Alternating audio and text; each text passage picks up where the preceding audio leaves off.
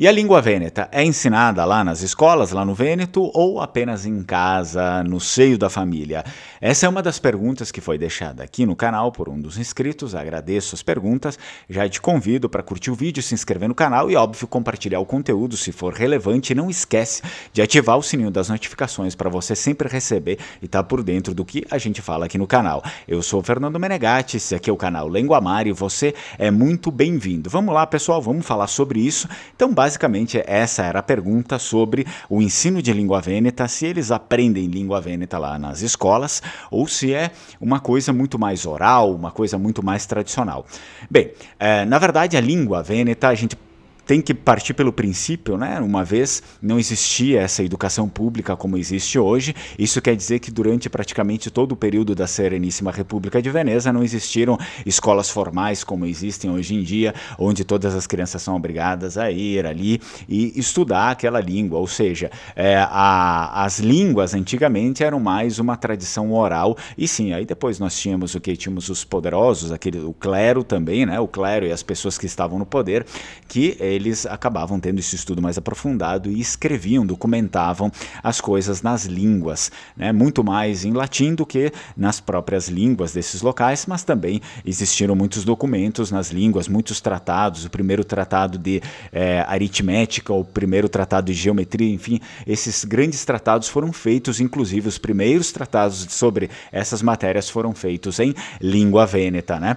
Como eu tinha dito também num grupo nosso aí, que até o sultão do Egito precisava falar em língua vêneta aí com o Doge, porque era tão importante o comércio com a República de Veneza, principalmente ali entre o Império Otomano, né, e a República de Veneza, que era preciso o próprio sultão saber falar língua vêneta. Então, isso de certa forma, entre a população em geral, os textos escritos, eles eram escritos de forma, geralmente, a produzir algum texto ali que era remetente a cálculos ou, enfim, a contrastos de compra e venda, mas nada como hoje em dia, né? Isso não era tão assim comum, pelo menos para a maior parte da população. Era assim comum quando falamos quanto a governo e clero, mas não tanto para a população em geral. Então, as línguas elas tiveram essa origem aí mais oral, né? Durante a história, pelo menos, do que escrita. E o que é que acontece?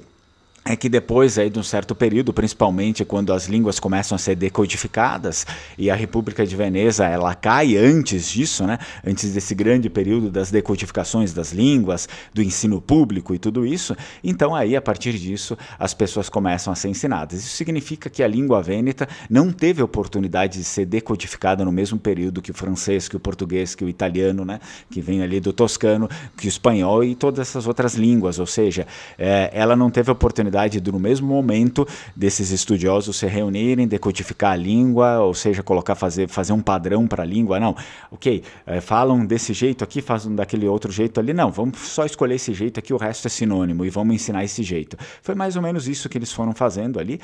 Geralmente a língua mais próxima do rei, né? Muitas vezes era isso. E teve essa oportunidade, né? Essas línguas aí, principalmente ali no início de 1900, né? Que é quando também o português acaba sendo decodificado e tendo uma ortografia oficial para todos os países de língua lusitana, apesar de terem algumas mudanças, enfim, né, pontuais ali por conta de diferença de abertura ali, enfim. O que acontece é que o Vêneto não teve isso, o Vêneto teve isso muito tempo depois, recentemente, né, o Vêneto foi decodificado, e então é claro que o ensino de língua vêneta ele passa a acontecer mais tardio. Tá? Prioritariamente, digamos assim, dentro do nosso, desse século aqui, do século 2000, né, século 21, ele começa a acontecer agora.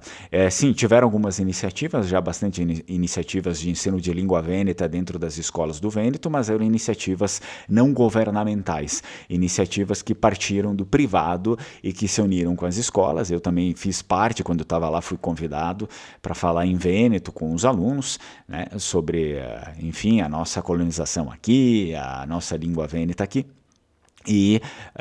Mas o que acontece é que agora estão querendo realmente fazer um ensino de língua vêneta dentro das escolas para todos. Até se vocês buscarem isso, na internet vai aparecer, tá?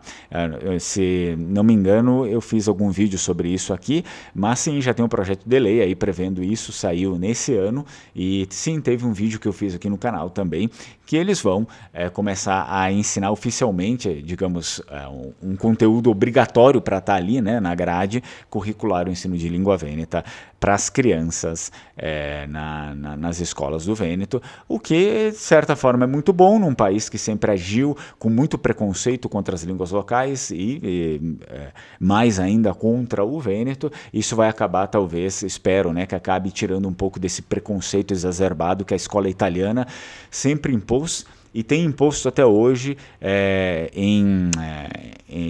contra a língua vêneta, digamos assim, né? Porque na escola italiana eles sempre ensinam que a única língua é o italiano e todas as outras são dialetos que vieram do italiano, o que é uma mentira grosseira, né? Uma mentira, uma bobagem. Não é assim que funciona. Todas as outras línguas elas vieram antes do italiano. Não tem como as outras línguas serem dialetos do italiano, porque eram as línguas dos povos que eles falavam antes da unificação da Itália. Então, se a pessoa pensa um pouquinho, ela já começa a ver que não é assim, mas infelizmente a maior parte das pessoas não pensam, né?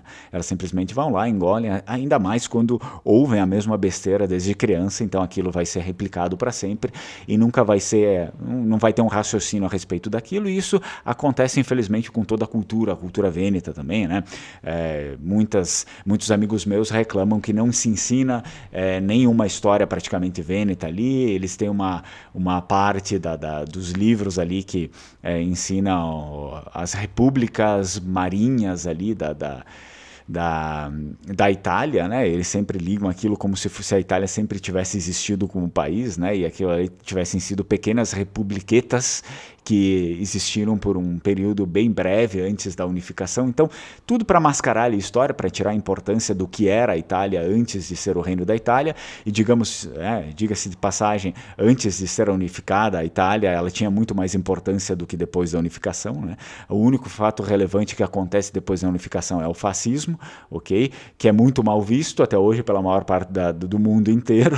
Então, digamos, a relevância de se trazer progresso, de se prosperar, enfim, para o mundo, abrir rotas e toda aquela coisa ali que aconteceu de um modo gigante, de criar principalmente sistemas que influenciam, porque não sei se vocês sabem, o capitalismo, todas as nossas bases da civilização que a gente segue hoje em dia, elas são mérito das repúblicas que existiram na Itália, principalmente a República de Veneza, né, que tiveram seus protocapitalismos, né, a República de Veneza foi o primeiro estado a ter o seu banco central, enfim, eu digo essa influência, né, essa influência máxima que nós carregamos até hoje, que as nossas sociedades funcionam até hoje, foram inspiradas nesse contexto. E isso significa que a Itália, de uma vez, era muito mais importante, né? Antes da unificação. Os estados soberanos que pertenciam à Itália, eles influenciavam o mundo inteiro. O mundo inteiro seguia, olhava para a Itália para ter digamos, um sinônimo de prosperidade. Os próprios Estados Unidos, a Constituição americana, quando foram criar a sua Constituição, eles se espelharam, né? Eles tomaram como base a República de Veneza, porque eles queriam algo que durasse tanto quanto. E hoje se tornou algo lamentável, né? Depois da unificação se tornou um país eco-endividado que não vai sair dali muito cedo. Obviamente a gente tem problemas, o Brasil, né, tem seus problemas, é terceiro mundo e tudo mais, mas quando a gente está falando num território ali europeu, né, a Itália era muito mais uma vez. Esse é o problema. Talvez você tenha esses conflitos aí, né, que estão sempre tentando amortizar toda a sua história pregressa ali em prol de um republicanismo ali, de uma federação que não precisa de ser desse jeito, né? Dá para ser um pouco melhor do que fazer esse tipo de coisa, né, com as pessoas. Então, sim, a partir de agora o ensino de língua vêneta tem, digamos, um futuro melhor aí, porque já tem uma mobilização, né, uma mobilização jurídica quanto a isso, e que vai fazer com que o Vêneto seja, com certeza, difundido de uma melhor forma. Mas o interessante aqui, ele mesmo assim não deixou de existir, né? Na região do Vêneto é mais falado do que aqui, muito mais falado do que aqui, e as crianças, mesmo as crianças que não aprendem o Vêneto dentro de casa, elas na escola aprendem com os colegas, né? Então as crianças, elas acabam falando o Vêneto entre si ali com os amigos e tal, elas acabam aprendendo. Mas, claro, a gente sabe que é necessário que haja um ensino formal, porque quando a gente aprende as línguas assim, tem muito erro também, tem muita mistura, às vezes fica misturando com italiano demais, ou fica que nem aqui misturando com português, e a tendência disso é que a própria língua, o Vêneto, acabe deixando de existir. Então, sim, tem que ensinar essa língua de um modo correto ali dentro das escolas. Ah, por que com modo correto? Porque de repente a gente pega aí um profissional ou uma pessoa que nem é um profissional, que não estuda a língua vêneta, que só sabe falar alguma coisa ou outra, faz um planinho meio estúpido ali para ensinar e ensina tudo mal e porcamente. É por isso que eu digo, tem que ensinar correto, tem que pegar um docente, uma pessoa qualificada que entende não só da língua, mas da história dos vênetos, que tem uma boa intenção ali para ensinar essas pessoas, ok? Espero que eu tenha contribuído com isso, que eu tenha respondido a dúvida, né, do nosso inscrito aqui, e mais uma vez te convido, obviamente, para acessar o link que eu deixo aqui na descrição do vídeo e também nos primeiros comentários, que é o curso de língua vêneta. Vem aí, faz o curso de língua vêneta. Sem falar língua vêneta, você não é considerado vêneto, me desculpa, é assim que funciona, enfim, né, digamos, quando um brasileiro que nasce fora do Brasil, se ele não sabe falar português, você considera ele brasileiro, né? É meio estranho. Ah, mas brasileiro que não sabe falar brasileiro não é brasileiro, né? Então é mais ou menos isso que fica para eles lá também. Pô, vêneto que não sabe falar vêneto não é muito vêneto assim, né? É brasileiro que tem origem vêneta, mas não é que nem nós.